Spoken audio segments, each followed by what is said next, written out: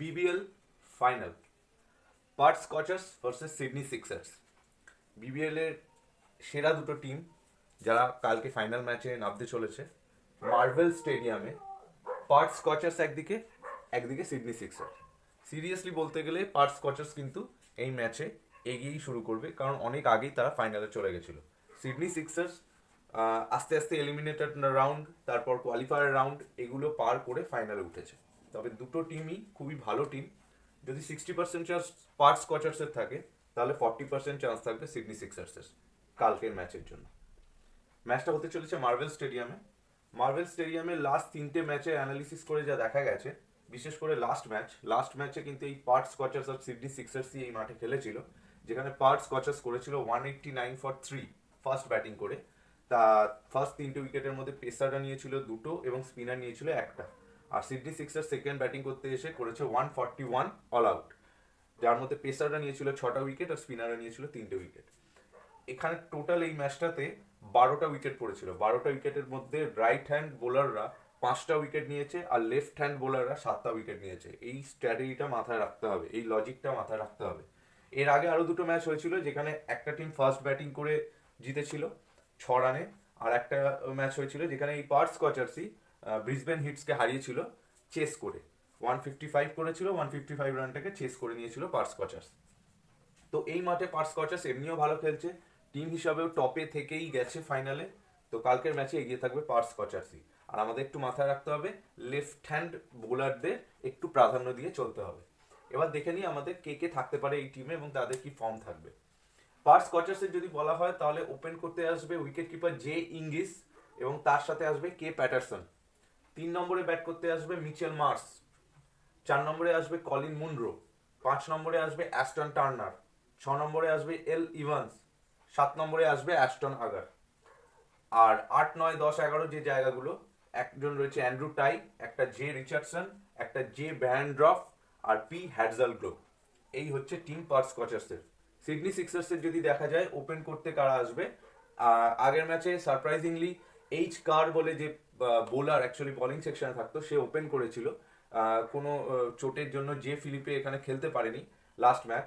তো এইচ কের কিন্তু ওপেন করেছিল, এইচ কের সাথে ওপেন করেছিল হচ্ছে জে অ্যাভেন্ডানো। যদি জে ফিলিপে কালকের ম্যাচে খেলে, তাহলে কিন্তু এইচ কার আর ওপেন করবে না। অবশ্যই ব্যাটিং অর্ডারে অনেকটা উপর দিকে আসবে, কারণ খুবই ভালো ব্যাটিং করেছিল লাস্ট ম্যাচে।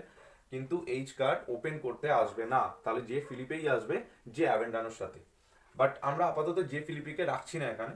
আপাতত মনে হচ্ছে মানে জে ফিলিপে যদি চোটের কারণে কালকের ম্যাচও না খেলতে পারে, তাহলে সেক্ষেত্রে এইচ কে কিন্তু অ্যাভেন্ডানোর সাথে ওপেন করবে। 3 নম্বরে আসবে, আহ, 3 নম্বর জায়গা রয়েছে এম হেনরিকুয়েজের, ঠিক আছে। তারপর থাকবে জে সিল্ক, তারপর থাকবে জে সিল্কের পরে থাকবে হচ্ছে সিন অ্যাবট, তারপর ড্যান ক্রিস্টিয়ান, তারপর আছে জে লেন্টন। লেন্টন হচ্ছে উইকেট কিপার, যে জায়গাটায় পরিবর্তন হিসাবে জে ফিলিপেও ঢুকতে পারে। এছাড়া একজন প্লেয়ার আছে, এখানে আমি স্টার মার্ক দিয়ে রেখেছি ওই জন্য, যে কার্ডার বলে একটা ব্যাটসম্যান রয়েছে, যে ব্যাটসম্যানকে কিন্তু ড্রিম ইলেভেনের যে টিম রয়েছে, তুমি যখন টিম বানাতে যাবে এই নামটাকে কিন্তু দেখতে পারবে না, কিন্তু অদ্ভুতভাবে লাস্ট ম্যাচে কিন্তু যে কার্ডার খেলেছিল। আমি জানি না কালকের ম্যাচে থাকবে কিনা।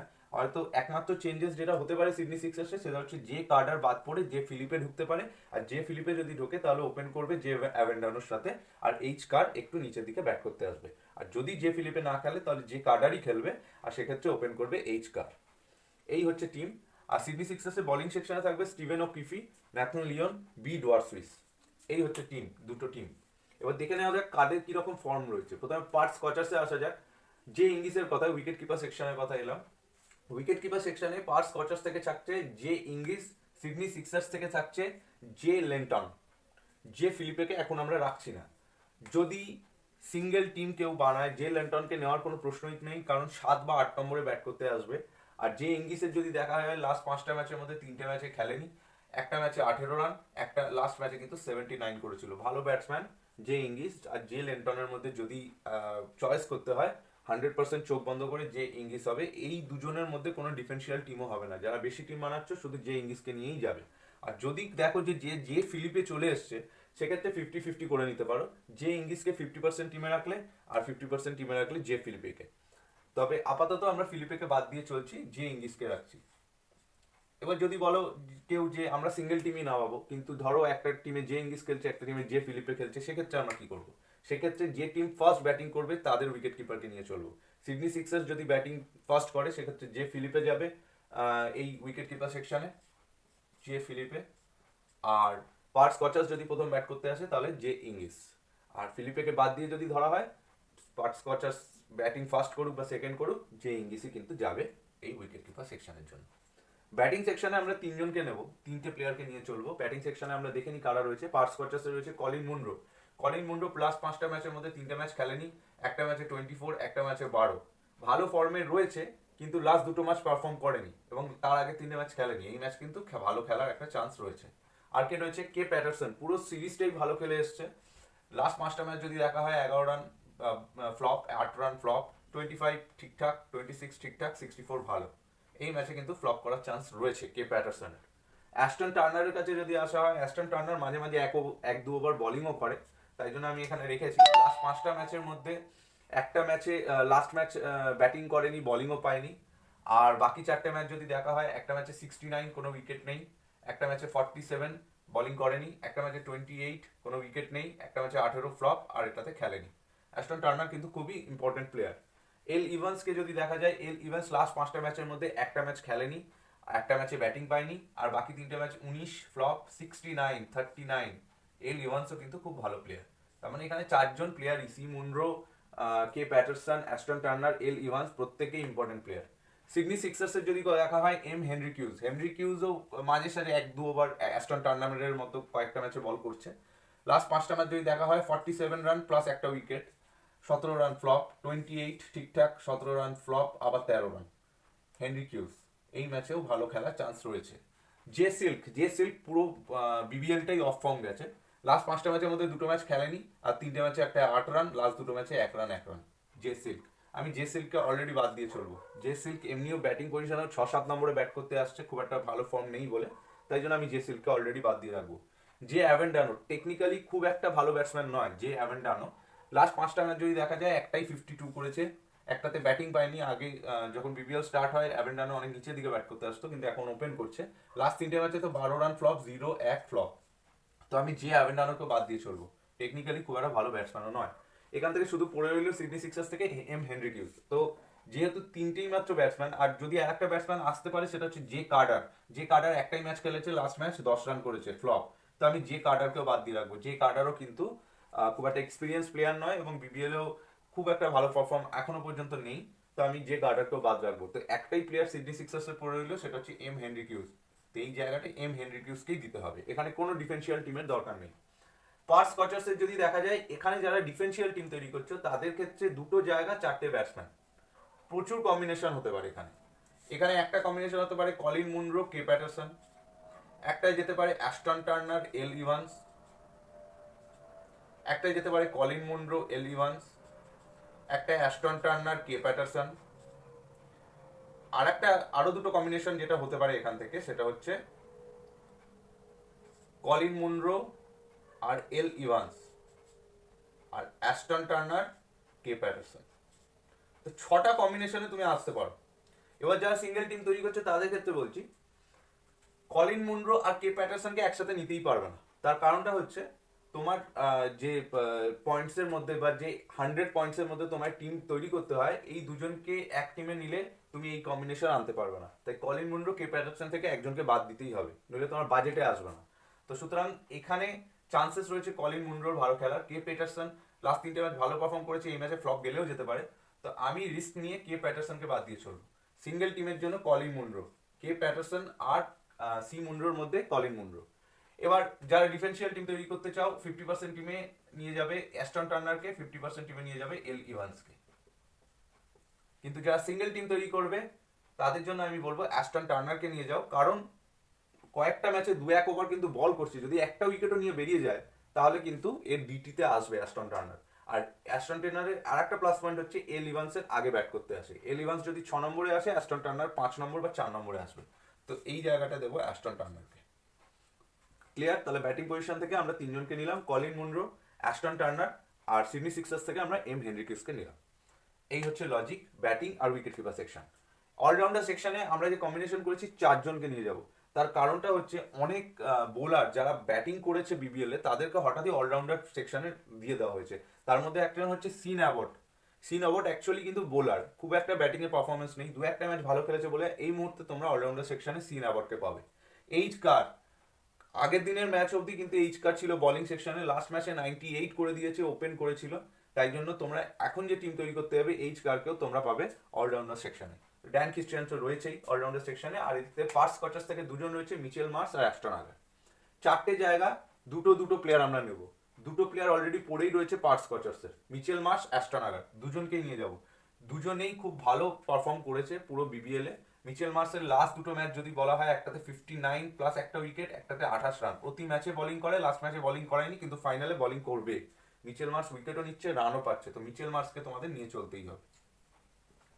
Aston agar left hand spinner, আমি প্রথমেই বলেছিলাম লেফট হ্যান্ড বোলারদের কিন্তু একটা প্রাধান্য দিয়ে চলতে হবে কালকের ম্যাচের জন্য। Aston agar left hand spinner already প্লাসে রয়েছে আমাদের কাছে।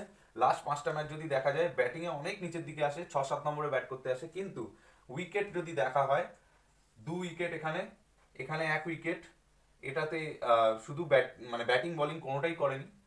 আচ্ছা, লাস্ট দুটো ম্যাচে আবার 1 উইকেট, আবার 2 উইকেট, সুতরাং উইকেটের মধ্যেও রয়েছে, তো অ্যাস্টন আগারকে বাদ দেওয়ার কোনো চান্সই নেই। তো সেকেন্ড অলরাউন্ডার আমার অ্যাস্টন আগার। সিডনি সিক্সার্সের 3জন পড়ে আছে, 3জনের মধ্যে 2জনকে নিয়ে আমাদের চলতে হবে। প্রথমেই বলে রাখি, 3জনের মধ্যে সিন অ্যাবটের উইকেট সংখ্যা বিবিএল এ দুর্দান্ত, এবং লাস্ট 5টা ম্যাচের মধ্যে 3-4টে ম্যাচে কিন্তু খুব একটা পারফর্ম করতে পারেনি। লাস্ট ম্যাচে একমাত্র 41 রান করেছে, প্লাস 3টে উইকেট নিয়েছিল।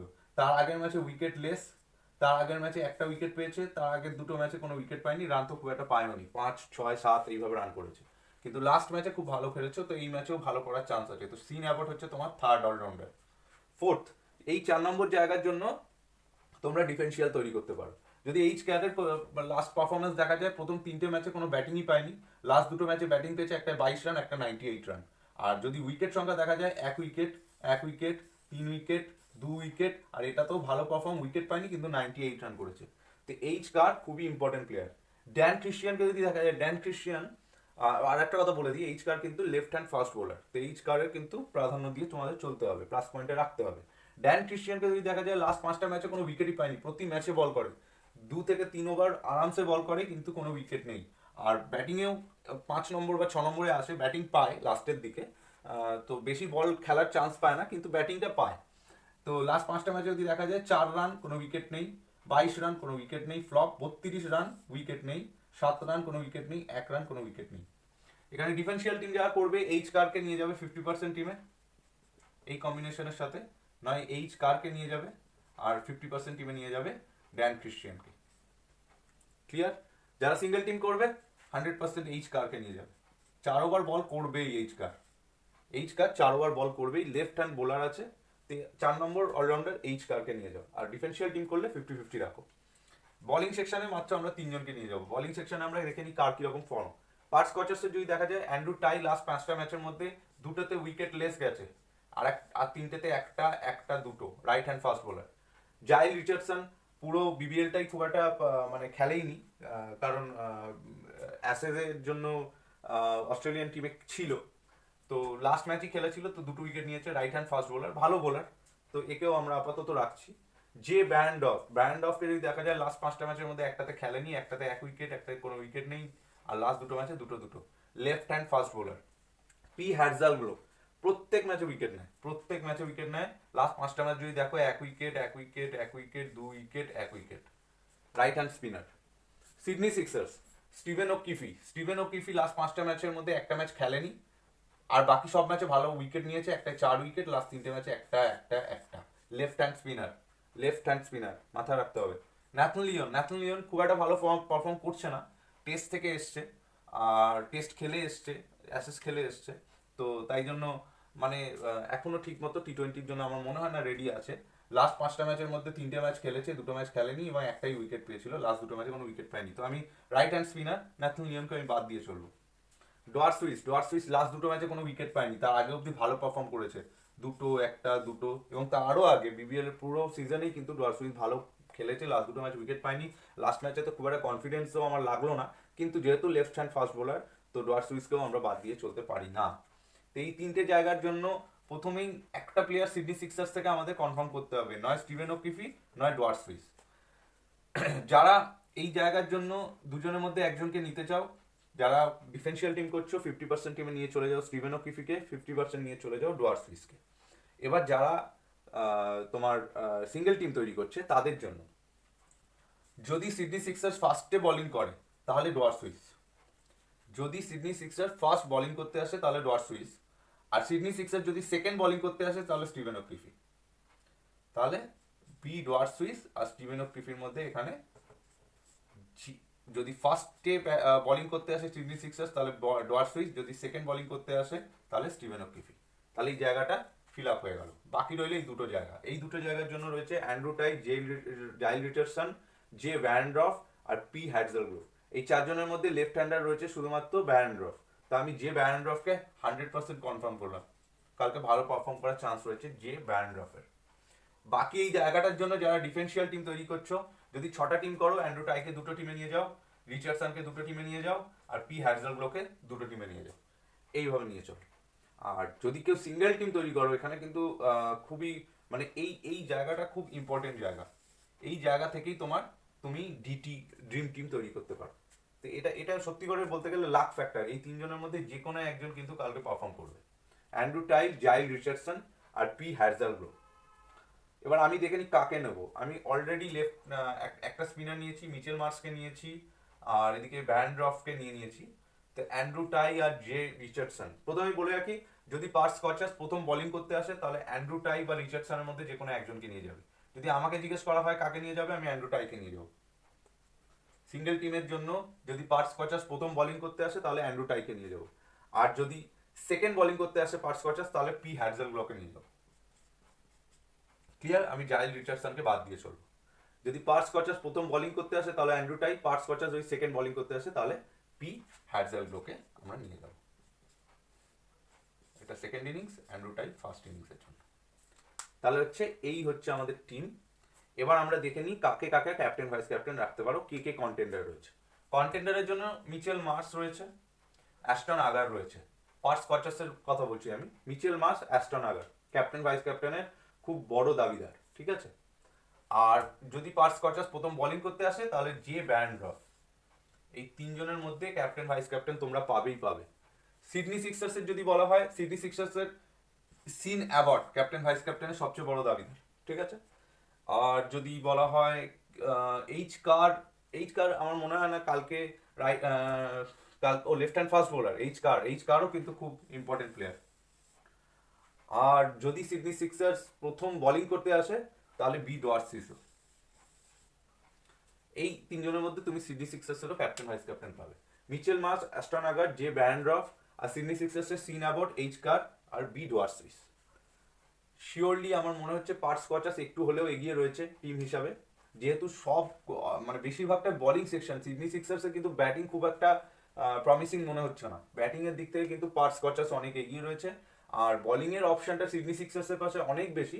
কিন্তু যদি তুলনা করা হয় পার্স স্কচার্সের বোলিং এর সেকশন কিন্তু খুবই প্লাস পয়েন্ট। তো সুতরাং দেখতে গেলে এদের ব্যাটিং বোলিং দুটোই আছে পার্স স্কচার্সে, তাই জন্য পার্স স্কচার্স এগিয়ে রয়েছে। সিডনি সিক্সার্সের কিন্তু বোলিংটাই বেশি প্রাধান্য পাবে।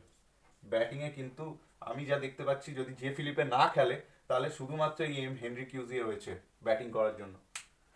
আর কিন্তু খুব একটা আমার মনে হয় না ড্যান ক্রিস্টিয়ান খুব বেশি হলে 22, 25, 30 রান করে। এইচ কার লাস্ট ম্যাচে ভালো খেলে দিয়েছিল ঠিকই, কিন্তু মূল কারিগর যদি বলা হয় সিডনি সিক্সার্সের তাহলে হেনরি কিউজ। আর সেক্ষেত্রে পার্স স্কচার্সের যদি দেখা হয়, কলিন মুনরো রয়েছে, কে প্যাটারসন রয়েছে, অ্যাস্টন টার্নার রয়েছে, এল এভান্স রয়েছে, জে হিঙ্গিস রয়েছে, মিচেল মার্শ রয়েছে, 3 নম্বরে ব্যাট করতে আসে মিচেল মার্শ।